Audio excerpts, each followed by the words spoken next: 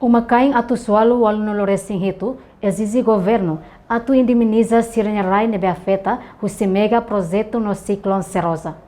Comunidade afetada Sira ratou preocupação no exigência Hirakneli Russi conferência imprensa e hotel Timor Dili, quarta-feira Loraik, Loron Ruanulo Racing nem fulang outubro tina rihun rua Ruanulo Racing rua. Porta-voz comunidade afetada Liliosa da Cruz Amaral Dehan, desenvolvimento no investimento escalão bot iha Dili, no iha capital município Siracelo Canesang, projeto Suai Supply Base, autoestrada Suai, uma Suai Nova, Suai Zumalaita Zilin Halik, Zona Especial Economia Social no Mercado, ZIMS, alargamento aeroporto Dili. Cidade Universitária Aileu, inclui inundação 4 de abril, tina rua Ronolo Racing Ida, foi impacto bot ba comunidade Sirania direito barai.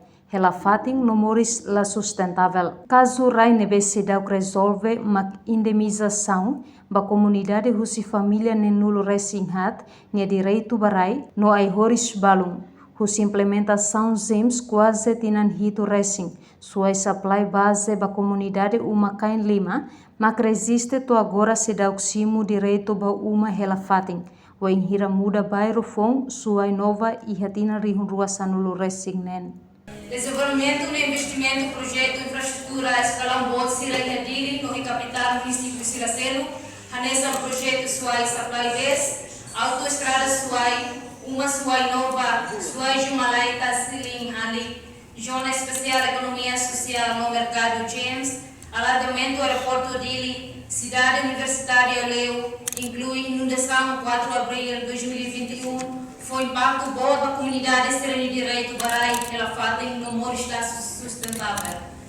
Exemplo, caso Rai Serene Base da resolve Hanessa, indemnização da comunidade família Nenulo Resinhat Nia Direito Barai, no Aigores Balos, implementação James quase Dinanhito Resimona.